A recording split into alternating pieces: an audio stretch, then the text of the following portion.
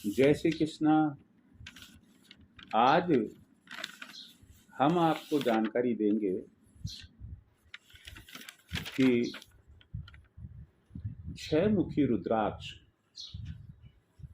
किन जातकों को धारण करना चाहिए। 6 मुखी रुद्राक्ष क्या होता है? यह एक ऐसा रुद्राक्ष है जिसकी धारियों से अगर रुद्राक्ष के पृष्ठ भाग को, ऊपर के भाग को अलग अलग पार्ट्स में बांटे, भागों में बांटे, तो हम पाएंगे कि उसके अलग अलग 6 भाग हो रहे। और यही कारण है कि उसे 6 मुखी रुद्राक्ष कहा जाता है। हमें रुद्राक्ष विज्ञान में यह जानकारी मिलती है कि 6 मुखी रुद्राक्ष भगवान कार्तिकेय का है। ये भगवान कार्तिकेय कौन है? सनातन धर्म वाले सभी लोग जानते हैं अच्छे से कि भगवान शिव और पार्वती के छोटे पुत्र भगवान कार्तिकेय।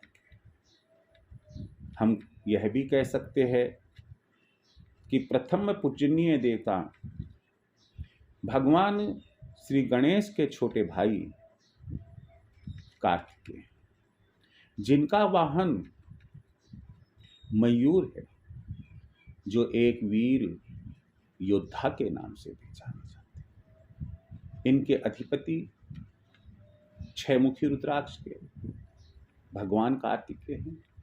भगवान कार्तिकेय के नाम से ही इस 6 मुखी रुद्राक्ष को जाना जाता है। यह 6 मुखी रुद्राक्ष क्या काम करता है, किन्हें धारण करना चाहिए, कैसे धारण करना चाहिए, इन सब बातों की मैं आपको अपने इस एपिसोड में जानकारी दूं। पहले आपको ये बता दूं मैं कि अच्छा रहेगा कि अगर आपने मेरे चैनल को सब्सक्राइब नहीं किया है, आप उसे सब्सक्राइब करें। आप अच्छा लगे शेयर करें, और ये कुछ करे या नहीं करे, चाहे सब्सक्राइब करे या नहीं करे, शेयर करे या नहीं करे, लेकिन कम से कम आप सुनिएगा जरूर पूरा। क्यों कि फिर वही बात मैं कहूँगा कि ना मालूम कहाँ कौन सी बात आपके लिए अच्छी मिल जाए और वह आपके अच्छे जीवन का एक टर्निंग पॉइंट बन जाए। अपन अपनी बात पर आते हैं। 6 मुखी रुद्राक्ष बुद्धिजीवी व्यक्तियों को धारण करना। आप कहेंगे कि सर बुद्धिजीवी तो सभी है, किसमें बुद्धि नहीं है? मैं उस सेंस में नहीं जा रहा।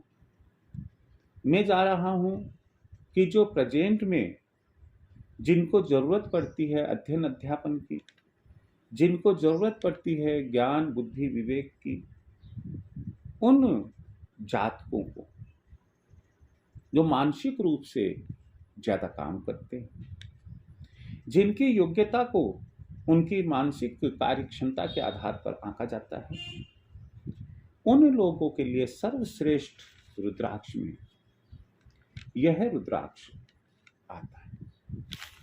ये जो बुद्धिजीवी है, ये लोग, या इसमें किन किन जातकों को हम शामिल करेंगे, तो मैं आपको बता दूं इसमें कि सबसे पहले तो हमारी युवा पीढ़ी और जो बाल गोपाल की सेना है, यानी कि जो विद्यार्थी है, स्टूडेंट्स है,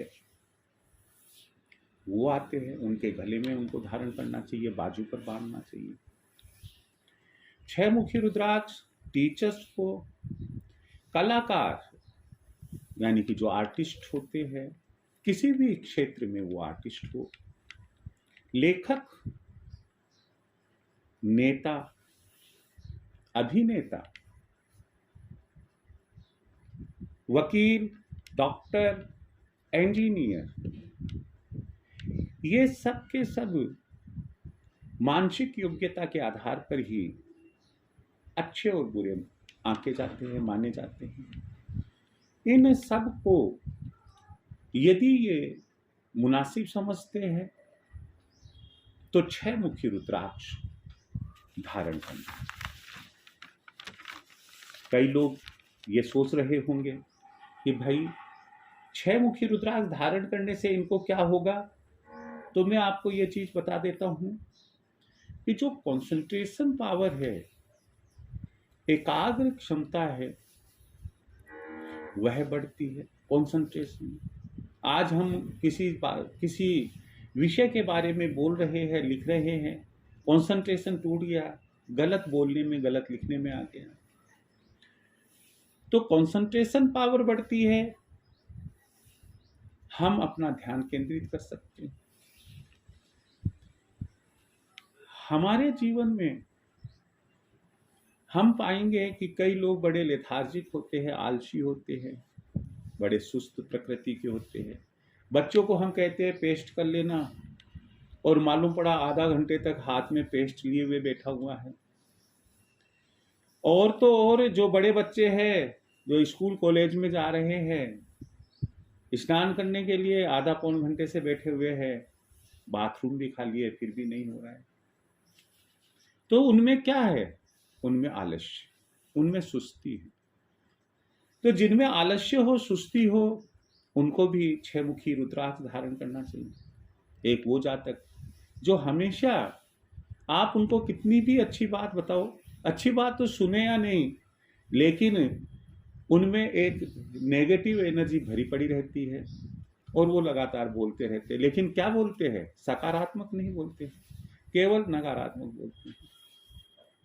कुछ लोग ऐसे होते हैं कि जिनका जीवन ही नीरस हो जाता है, वो अपने जीवन का आनंद ही नहीं ले पाते हैं।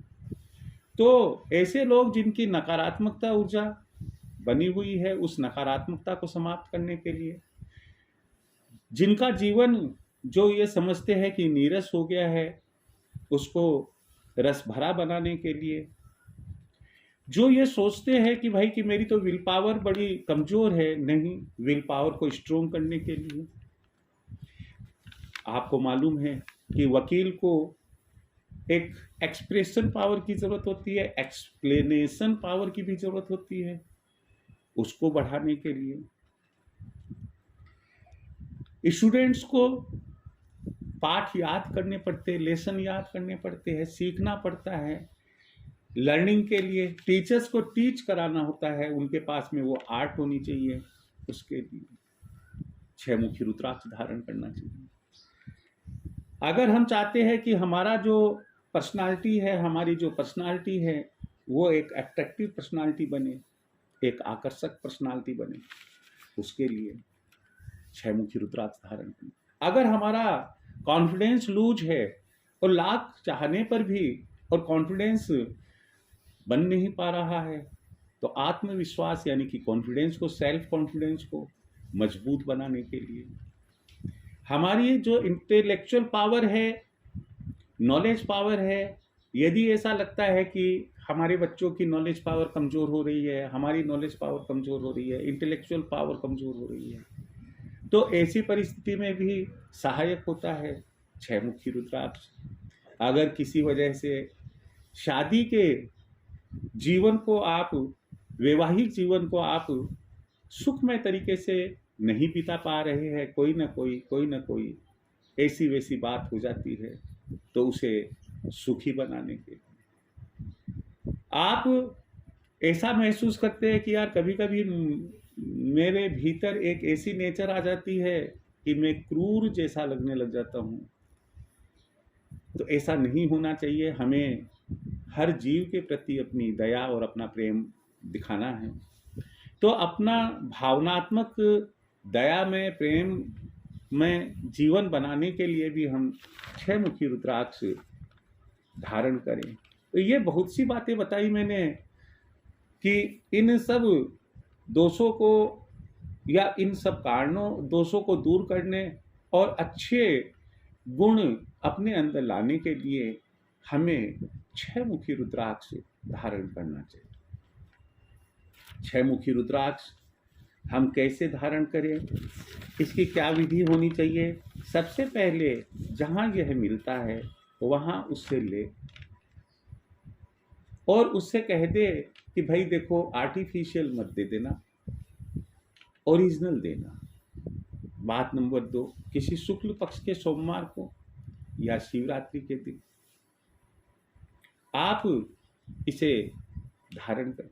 कोई अच्छा मुहूर्त हो, जैसे रवि पुख हो, गुरु पुख हो, अमृत सिद्धि योग हो, सर्वार्थ सिद्धि योग हो, अच्छा समय लेकर आप इसे धारण करने की सोचे और धारण करने के पहले आप इसे ऊपर नीचे से चांदी का एक केप लगवाकर, धागा बांधने के लिए केप लगवाकर तैयार करवा ले।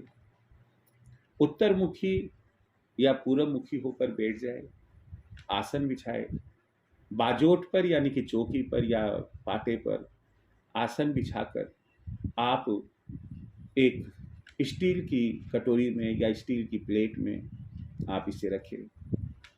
शुद्ध जल से आप इसे धोए, फिर दूध से धोए, फिर पुनः शुद्ध जल से धोए, फिर गोमूत्र से धोए, फिर वापस शुद्ध जल से धोए, फिर अगर शहद हो तो शहद से धोए, फिर उसके बाद के अंदर आप वापस शुद्ध जल से धोकर और फिर गंगा जल से धोए और उसके बाद आप 2 अगरबत्ती और एक दीपक घी का लगाकर आप मन ही मन कम से कम 108 बार जप करें, ओम नमः शिवाय, ओम नमः शिवाय। ये सबसे सरल जप है। एक दूसरा जप भी इसको धारण करने का है, लेकिन वो जटिल रहेगा, लेकिन फिर भी मैं आपको बता ही देता हूँ। ओम ह्रीं नमः। ये थोड़ा जटिल पड़ता है, एक साधारण व्यक्ति को बोलने में बड़ी दिक्कत होती है, लेकिन इसके पहले वाला ओम नमः शिवाय, ये जो मंत्र है आप इसका 108 बार जप करें और उसके बाद में विधि विधान से या तो गले में आप धारण कर लें, भगवान शिव को, भगवान कार्तिकेय को ध्यान में रखते हुए, पूरे शिव परिवार को ध्यान में रखते हुए आप उसे अपने गले में धारण कर लें। अगर पुरुष है तो दाहिने बाजू पर और अगर स्त्री है तो उसे बाएं बाजू पर धारण कर लें। कहते हैं कि यह एक ऐसा रुद्राक्ष है जो अति शीघ्र 1-2 सप्ताह में ही अपना असर, पॉजिटिव असर दिखाना शुरू कर देता है। मैं उम्मीद लेकर चलता हूँ कि मेरी ये जो बात है, मेरे जो विचार है आपको अच्छे लगे होंगे, आपके जीवन को ये सुखी और आनंद में बनाएं, यही उम्मीद में लेकर चलता हूँ। जय श्री कृष्ण।